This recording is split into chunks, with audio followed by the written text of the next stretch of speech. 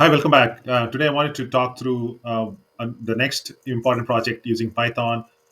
We have looked at how to develop a simple linear regression model, and prior to that, we also looked at some big cool data visualization to understand data, make sense of it, interpret the results, and so on and so forth. Now I want to focus a little more deeper into data analysis with the viewpoint of how can we understand and interpret emotional data, meaning sentiment scores. If we have a sentence that is from a customer or from an employee, or simply some notes you have gathered that belongs to a customer, that belongs to some kind of ID, how do you break it down? How can you make sense of it? To elaborate, can I obtain a score of positive and a negative scores, and also look at on an overall how these data sets are distributed? What is the minimum number of words in the data set, maximum number of words in the data set? How can I trust this data? Right, that's the bigger question. How can I actually trust the data I'm looking at? There are so many algorithms out there, NLTK, Hugging Face, all are cool data which provide a lot of accuracy and robustness to be able to understand and break down the unstructured data like text, images, and so on. But the key takeaway being in the data science space and trying to understand these data sets and actually able to use any insights from the data that we have is quite frankly one key aspect. Can I trust this algorithm? How can I interpret my results? Right. So let's dive into it. Yeah. The first data set, we have the sentence, and the sentiment tagged against the sentence is negative or positive. The second data set is also has sentence, and the emotion tagged to it is fear, sad, love, joy, surprise, and so on and so forth. So that's good information. Now let's dive into a little bit more data. I do have a key hypothesis I want to put down here. A key hypothesis is I believe that the number of words used by a customer or the recipient is a strong indicator of either sad or joy. In other words, indicator of extreme emotion. Having had a good moment or bad. That's when customers tend to use longer sentences to describe their experience. That's my hypothesis. The way I'm going to do it is I definitely want to create a new column called count words. Okay, and I'm going to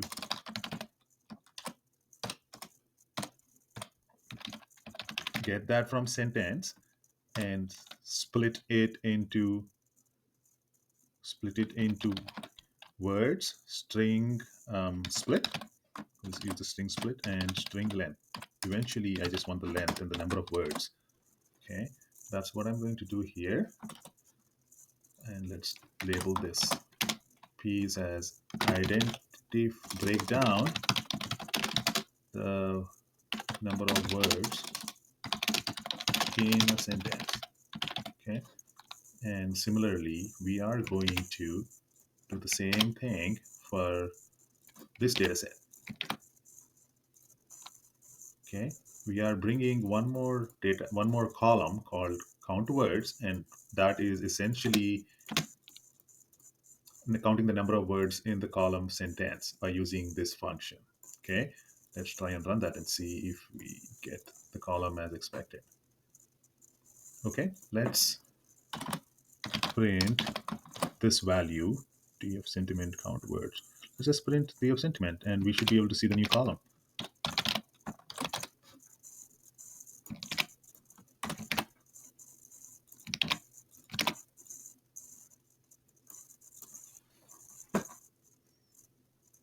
All right, the number of words, the count of words has appeared in both data set, which is good. We can move on to the next step. Now I want to create some summary stats to see the mean, median, mean, max, mean, etc. Okay, so summary stats for sentiment is equal to df underscore sentiment. We are going to get,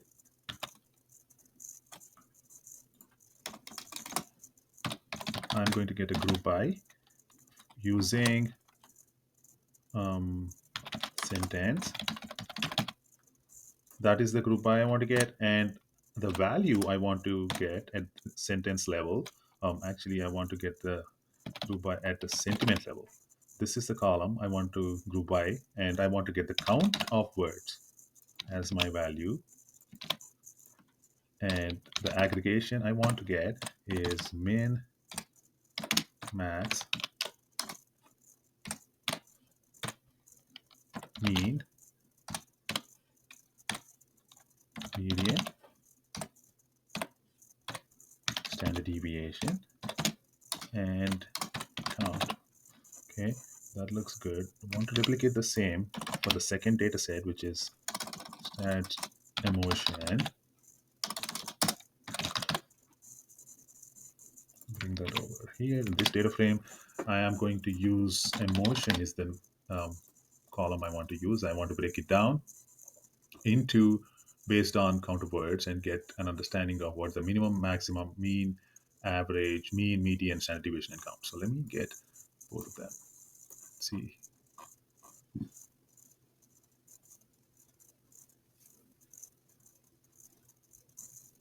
Let me see if there is a mistake in there.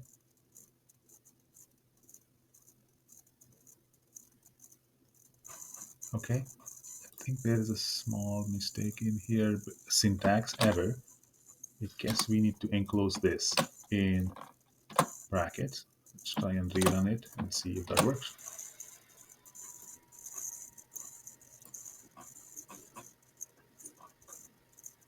Okay, looks like it's running. Now let's print the summary statistics.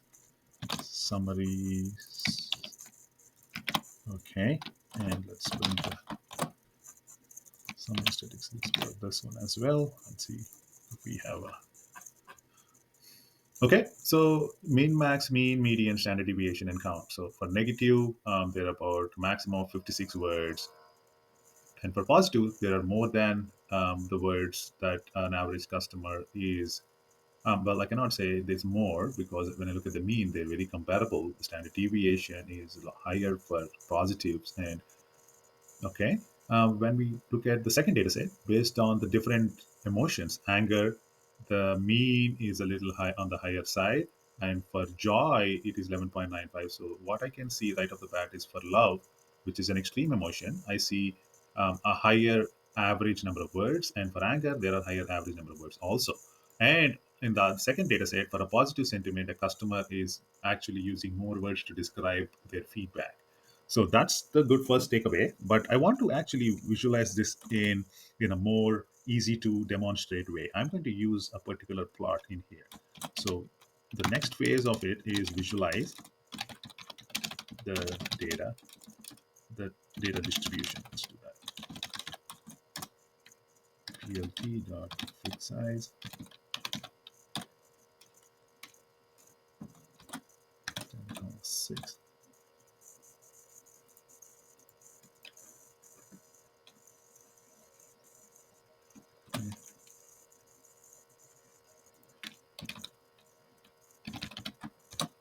Okay, and then we are going to use the Seaborn library for box plot and get the data frame we need to plot.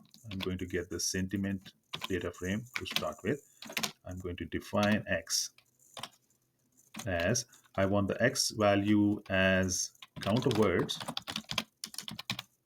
which is x-axis, and the y-axis I want the sentiment.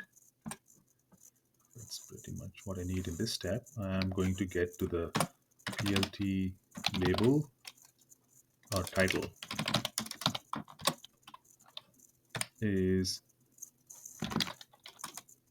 I'm essentially trying to get the relation between number of words and sentiment. That's what I'm trying to get at. plt dot X label is number of words,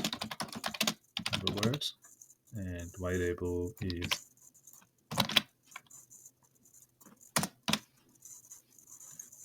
the sentiment. Type of sentiment, let's say that. Okay, that should be good. And now we just need to say it's like a print for visualization. That should give us what we need, except that let me see this. If there are any null values, the plot is not going to materialize for us. So okay, looks like it worked. That's pretty good. Clearly, the standard deviation of the positive sentiment scores, the sentences which are tagged as positive sentiment, have much is more dispersed. The distribution is more dispersed. As you can see, the number of words are stretching to as high as 70. So I would be cautious of these outliers. I do love this view because the outliers are very clear to demonstrate. And you can also see, even though the mean is very comparable, minimum and maximum are very comparable for both negative sentiment and positive sentiment based on the keywords. However, you can clearly indicate if you remove these outliers, um, you might want to actually take a look at these sentences with high greater than 50 keywords. Maybe they are biasing your results to interpret the data better.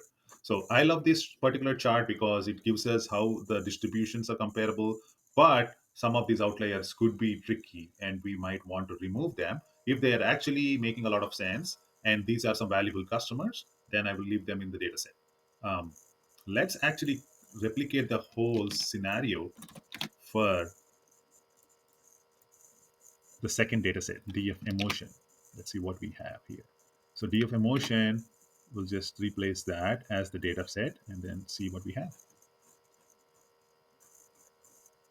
Okay, I need to change the there is no column called sentiment, so I might have to rerun that.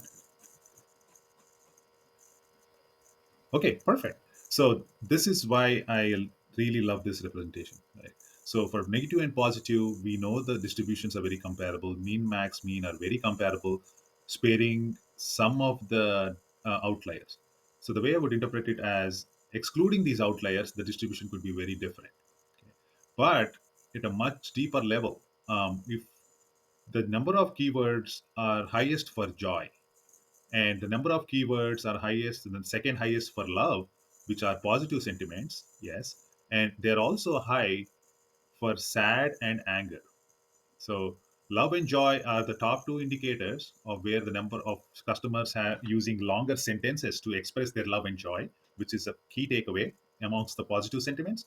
And within the negative sentiment, there are instances where customers have used long sentences or a lot of words to express their feelings. Right off the bat, according to both these data sets, positive sentiment, whenever a customer wants to express positive sentiment, they use a lot more words to express their feedback. And if you want to go deeper, the other extreme emotions, even on the negative sentiment, like sad and anger, they tend to use more words.